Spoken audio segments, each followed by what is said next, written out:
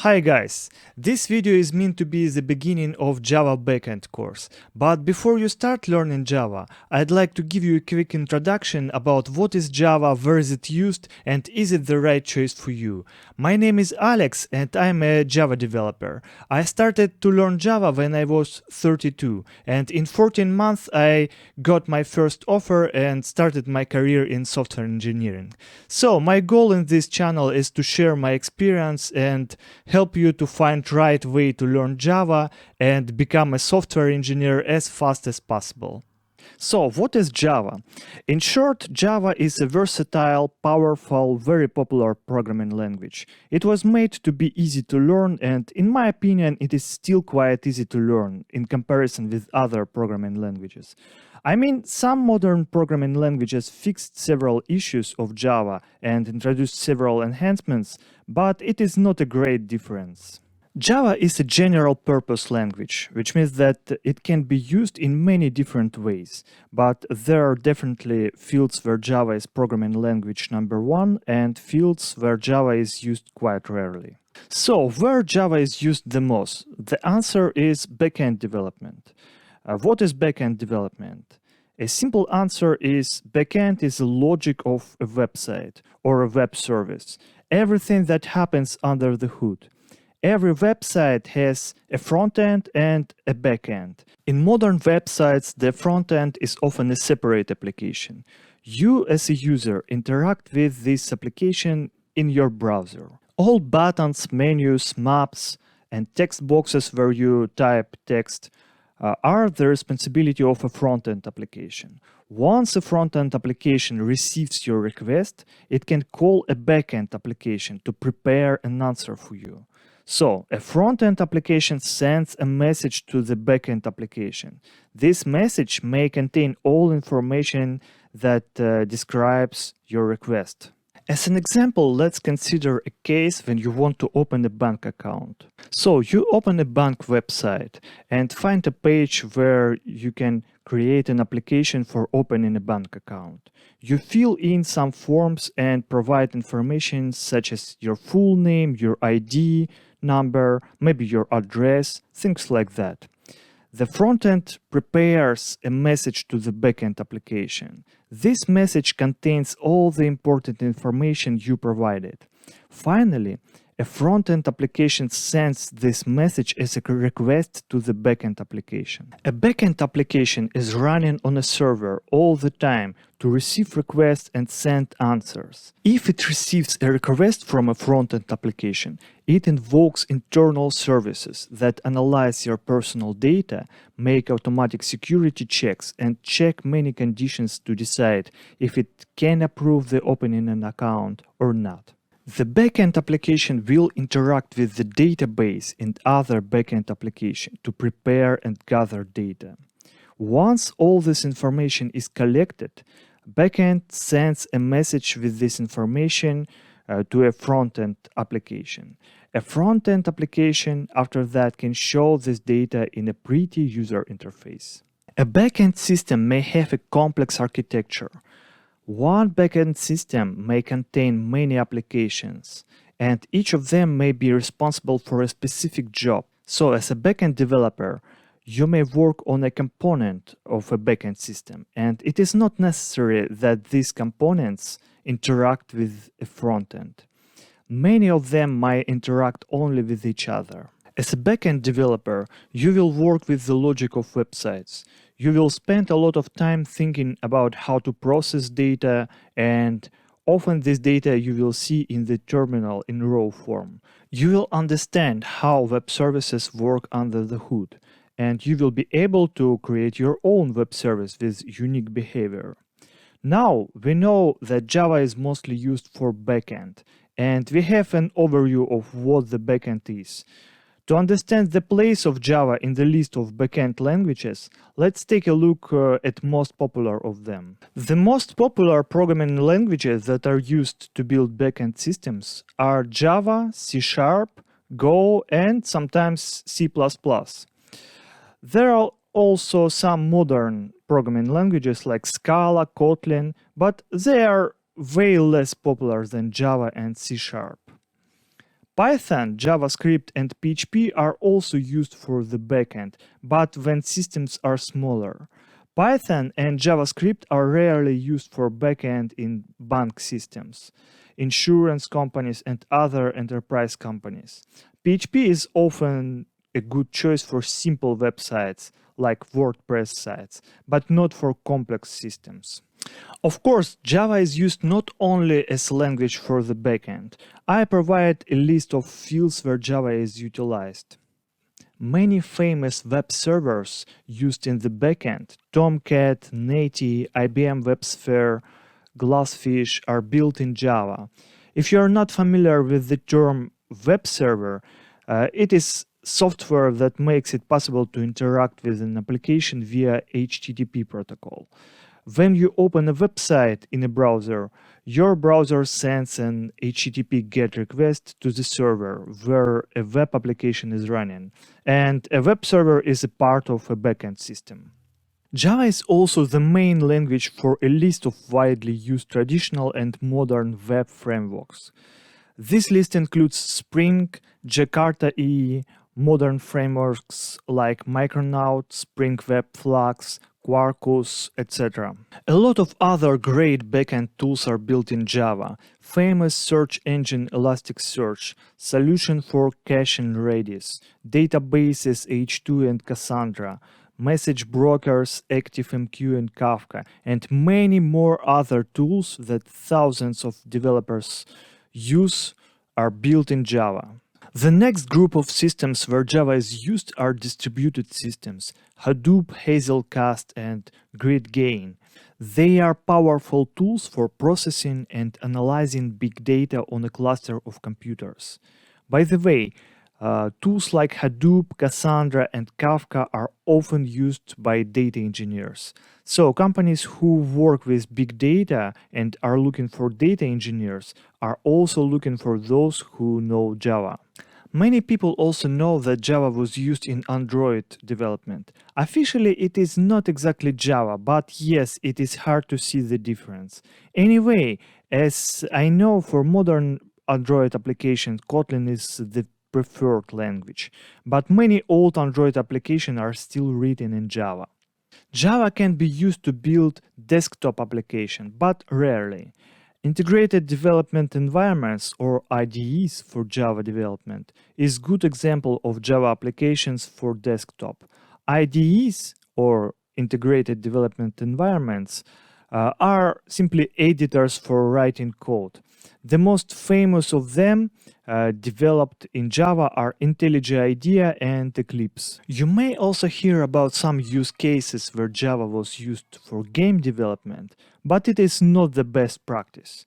The only famous game that I can mention is Minecraft. The first question you may ask me is, wait a minute, what is the reason to learn Java now? Maybe this language is too old, maybe it is dying. The short answer is no, it is not dying at all. And yes, it is worth learning Java as it is one of the most popular programming languages. There are hundreds of thousands, if not millions, of open Java developers positioned around the globe. Learn what kinds of jobs are available for Java developers, which projects are developed on Java, and if it is interesting for you, go ahead and learn Java and you will find a job. You can check some popular ratings. For example, Tiobi.com in 2022 shows that Java holds third place in the rating of the most popular programming languages. The first place holds Python and the second place is C. This rating is mostly based on search results.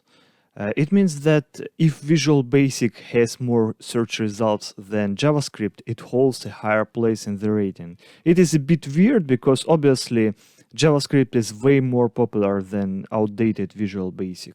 Python is on the top, and as I said before, I wouldn't compare Python and Java, just because they are different groups of languages. Python and JavaScript are dynamically typed, while Java and C# are statically typed.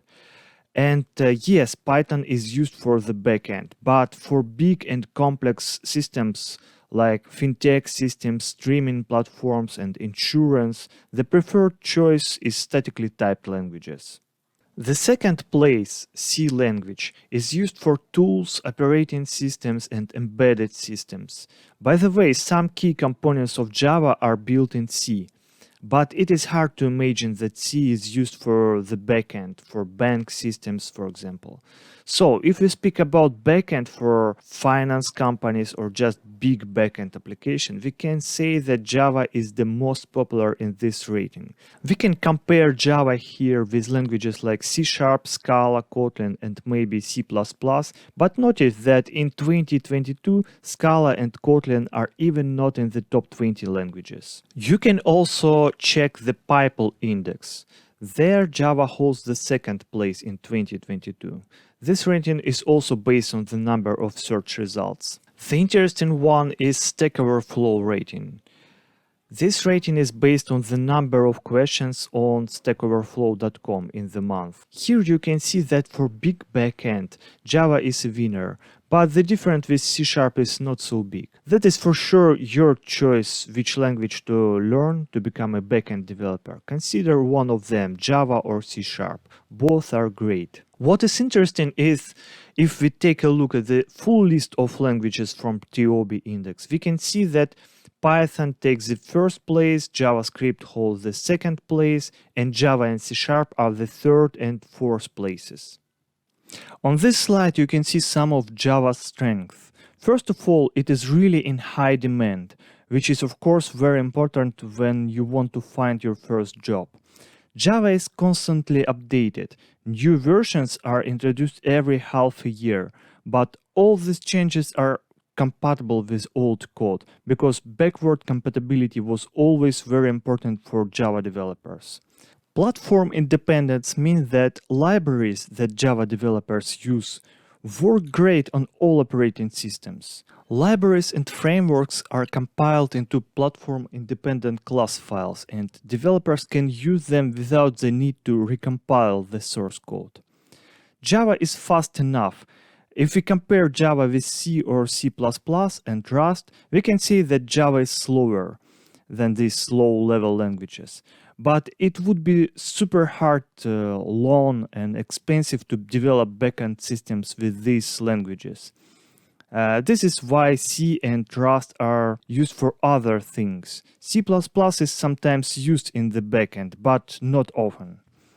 If we compare Java with dynamically typed languages like Python and JavaScript, Java is definitely faster. And the last few years, a lot of work was done to make Java startup time faster. So modern versions of Java are faster, which is great for microservices. Java is statically typed. It means that when a line of code is written, it is clear which type it has, and other lines of code cannot change its type. A type may be text or one of numeric types, things like that. And it is a huge advantage for complex backend. Dynamically typed languages are prone to bugs. When your application is big and complex, it may be extremely difficult to catch all these bugs. In the case of Java, many of bugs will be catched in compile time, and it helps a lot. Also, the great advantage is that modern code editors, or IDEs, like IntelliJ IDEA, can spot many problems when you just write code. Many of these checks, as well as auto-completions and shortcuts, are possible only with statically typed language.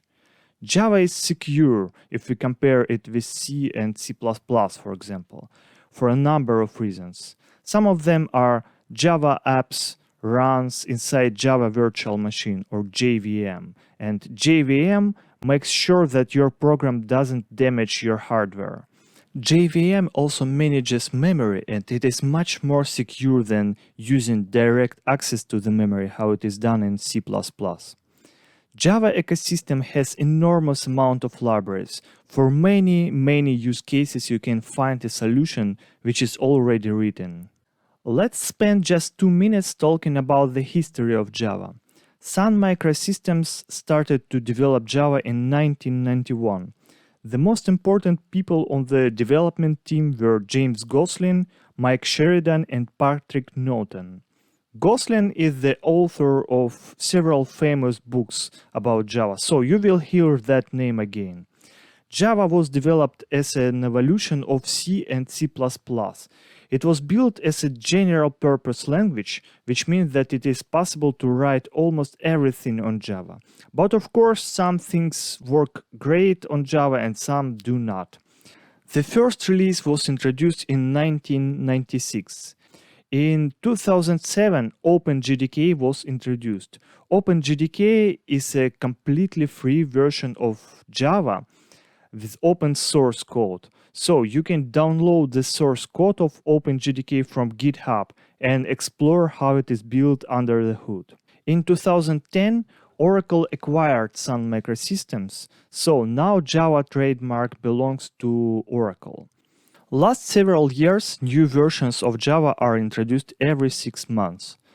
Often new versions have minor changes. Long-term support or LTS versions are versions that are updated longer than other versions. What does it mean? Let's say today's last version is Java SE 19. If a big problem is found in Java SE 19, for example in security, an update would be introduced not only for Java SE 19, the last version, but also for Java SE 17, which is an LTS version released in 2021. Now you have a high-level understanding of what is Java, which place it holds in a list of popular programming languages, and how is it used. Hopefully it will help you to make a decision if you want to invest your time in learning this language or not. If this video was helpful, like this video and subscribe to the channel. Check my other videos and my website where you can find a text version of this video. See you in the next videos.